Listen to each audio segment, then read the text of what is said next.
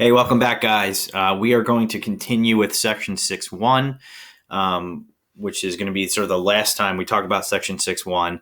This is the last part. It's not going to be much different than what we did in the first video on section 6.1. We are actually just going to kind of take that same concept of finding the area of a region that's bounded by two or more curves or any of the axes and sort of flip it on its head a little bit. And so what I mean by that is, if you look at the title of this section, it's called Horizontal Representative Rectangles. And so what that means is I'm going to kind of take you back to when we first did area underneath the curve and we started talking about Riemann sums, right? We were adding areas of rectangles together. Every time that we built one of those or drew one of those rectangles, it was standing sort of upright, right? So there was the long piece of the rectangle was kind of well, that's not a good marker at all, but the long piece of the rectangle was kind of going straight up, and then the smaller, dx piece, the width was just going across parallel to the x-axis, and then the long piece came back down parallel to the y-axis, and then finished off, right? And we found that area of the rectangle. What I want you to think about when I say horizontal representative rectangles is this picture down here. All right, what if we instead turned that rectangle sort of on its side, right? So the long part, or the height of the rectangle, was actually the distance, along the x-axis as opposed to along the y-axis. And the width of the rectangle is actually a delta y, so the distance between the y values for this rectangle. Could you still find the area of this rectangle? And the answer is yes, right? Because all you need is a height and a width. They're actually interchangeable, technically, right? So I want you to think about this picture when we're going through these, all right? Because it's very possible to take the area of this rectangle. And if it's possible to take the area of this rectangle, then imagine an infinite number of horizontal rectangles spread out amongst this region. And we just add up all of their areas to get the exact area underneath of this curve or inside of this region. Okay. Our goal is going to be transforming the regions that we know and we're used to from the last video into something where I can actually find the heights and the widths of these rectangles, right? Because remember, both the height and the width of the rectangles are solely dependent on the functions themselves, the inputs of the functions and the outputs of the functions, okay? So this gets a little bit trickier, but it's going to be much more efficient in unique cases, which is what this video is all about. Okay, I actually only have two examples I'm going to show you. All right, so this is going to be hopefully a quicker video. The first one is just getting the idea why we're doing this, how we do it. And then the second one is just a reinforcement example, because I think you'll get it pretty quickly once I go through the first one based off of how similar it is to the last video. All right, so let's jump into it. So my next slide is sort of this first example. I want you to consider this region, right? So I've got three different functions now that I'm creating a region, all right? And so if you can see this region, it is this guy right here, right? So all of this inside, this is the region, this is the area that I'm trying to find based off of these functions that are bounding that region. So I've got f of x is x minus 1, so that's just that linear red curve right there. And then I've got two different square root functions which actually connect to sort of form this sideways parabola, right? So the positive square root of 3 minus x is this blue curve, and the negative square root of 3 minus x is this green curve that's kind of swings up and meets the g of x exactly.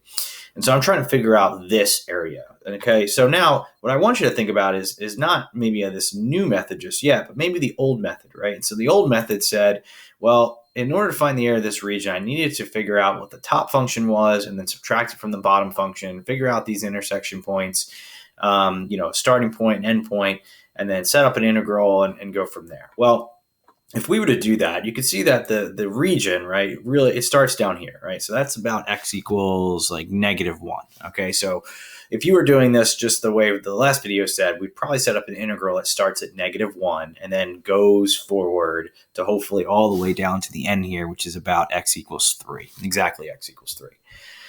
But can you see a little bit of a problem here? And it's not a problem, it's just something that is going to be a little bit more tedious and a little bit more work to do in order to complete this integral if I was just going top function minus bottom function.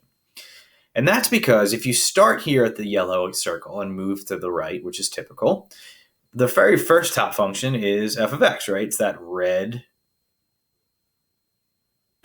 line, okay? And if we, kind of just draw this base rectangle here in yellow, and this is, how I would go from top minus bottom, that's fine. But up until a point, specifically up until this point right here, where the red and the blue intersect, the top and bottom functions switch, right? Well, I shouldn't say switch, but the top function completely switches and the bottom function stays the same.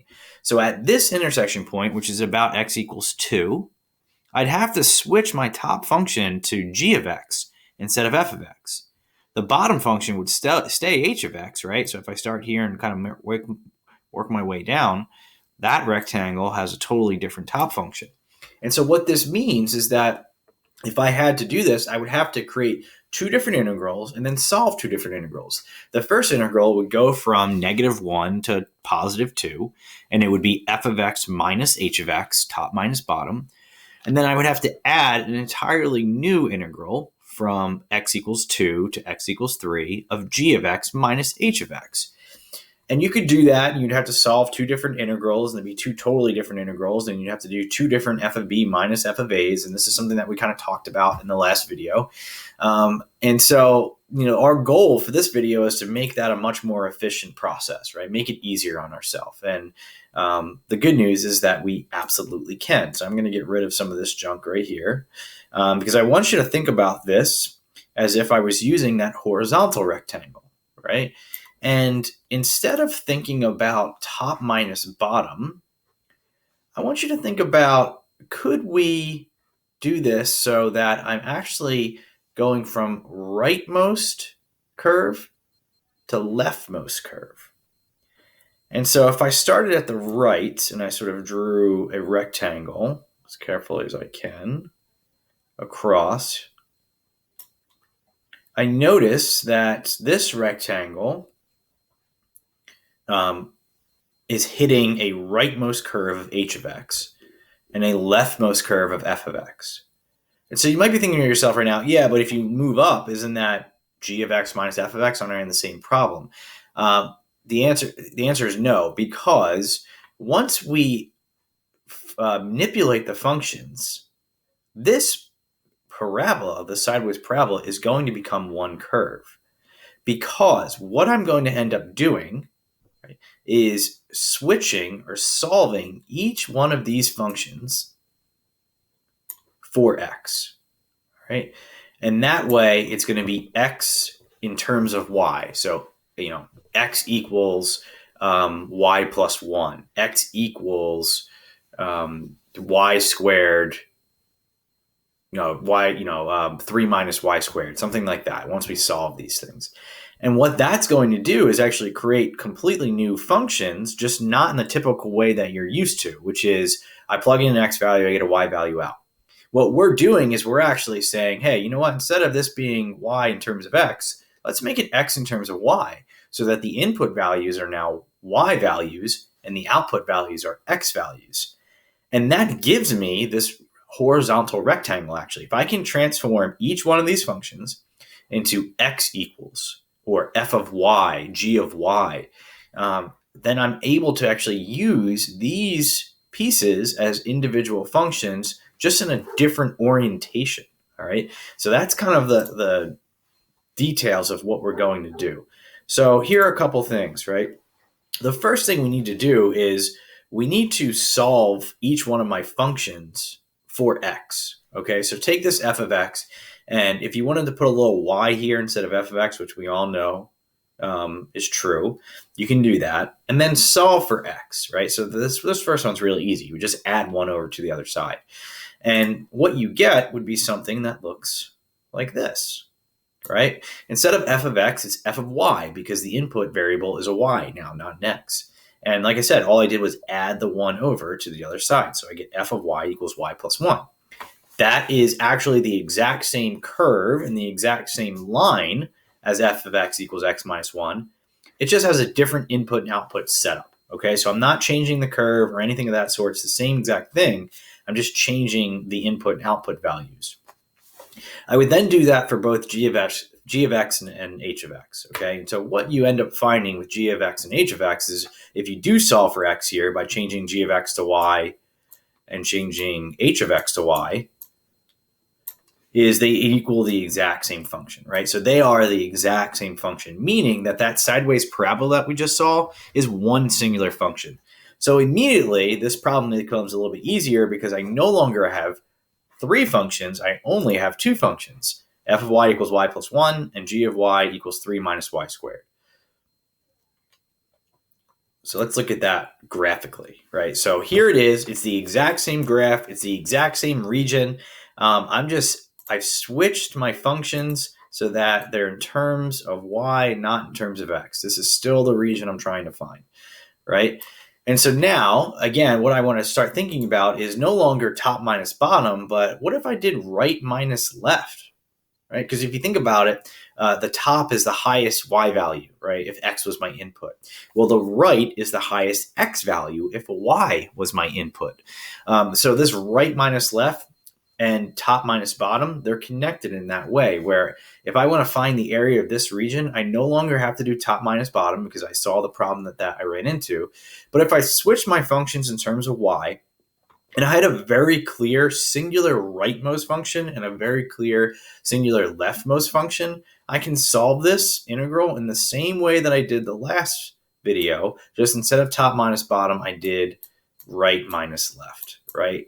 And so what you'd end up finding here, if I want to connect this back to the last video, is, the integral of g of y is going to take this area all the way to this intersection point. And then the area of f of y over would take the integral of this area all the way over to whatever intersection point I want to find, leaving this piece right here, right? I'm subtracting this green shaded area from the blue to get this like underlying teal area. Okay, so again, same exact idea. I'm just flipping the orientation, all right? So from at this point, all I need to do is set up the integral and solve it. Okay. However, the first step, what we learned last video, is to find your intersection points. I'm still going to need to find this point, and this point. Okay. Because my limits of integration are no longer going to be in terms of x. They are also going to be in terms of y, meaning that I'm going to be integrating from this y value, which looks like it's -2, all the way up to this y value, right here, which is about +1, okay? Again, that's because I'm making rectangles that are spanning horizontally, and I'm sort of stacking these horizontal rectangles up on top of each other and adding up their sums, okay? So I have to start down and work my way up as opposed to starting left and working my way right. Okay, let's look at how that's done. I've already solved my functions for y in terms of, x in terms of y, or f of y and g of y. I find the intersection points exactly the same way. I'm not going to harp on this a whole lot. I would set the two equal to each other, get them equal to 0, probably factor or do something of that sort, and solve, right? And so there it is. I do have y equals -2 and y equals 1. These are going to be my limits of integration. Again, that's really similar to what we did last video. So once I have my intersection points, I'm now going to set up my integral. And again, so notice that I have rightmost minus leftmost instead of top minus bottom. Works the same way. You're not doing any type of special integration. All your rules of integration still exist the same way.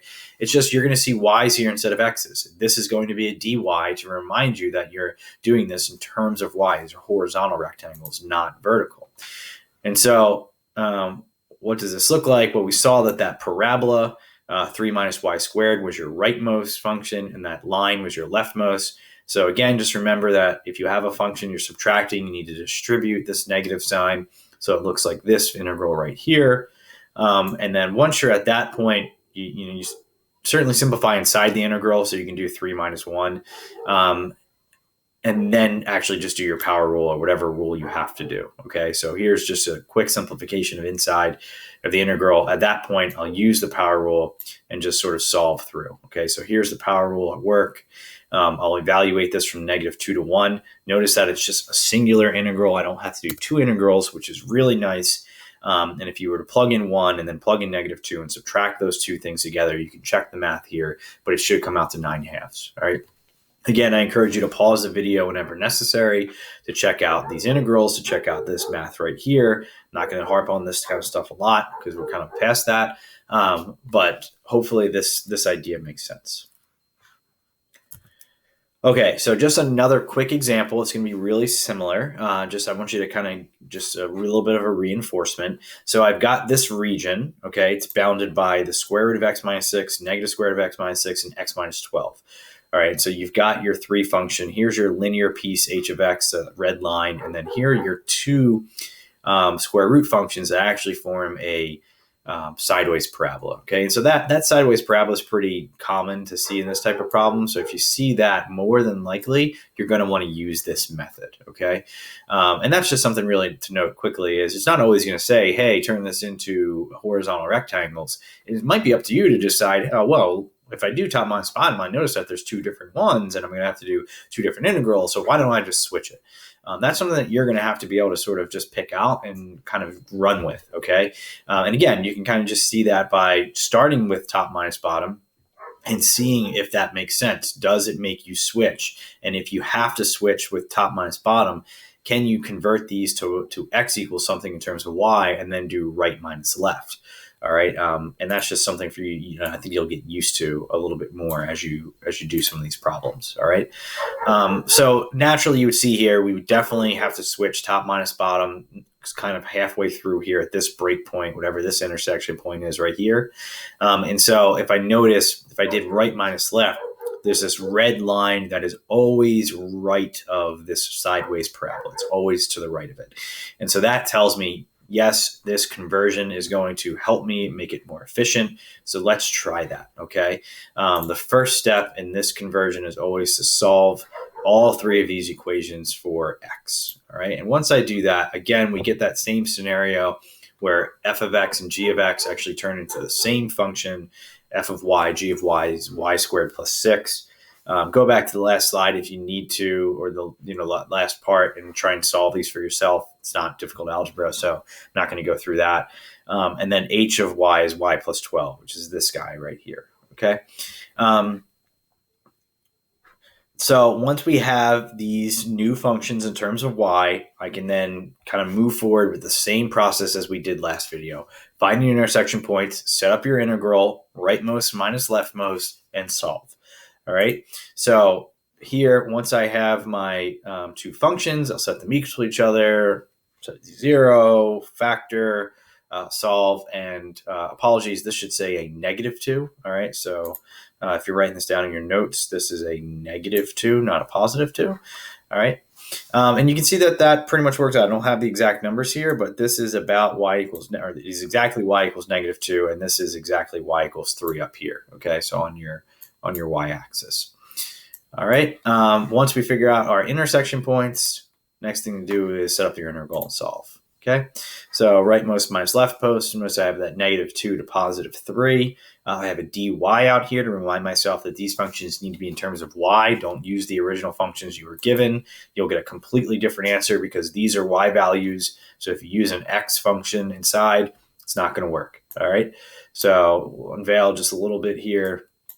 Do my rightmost, which I know is this linear piece now instead of the parabola.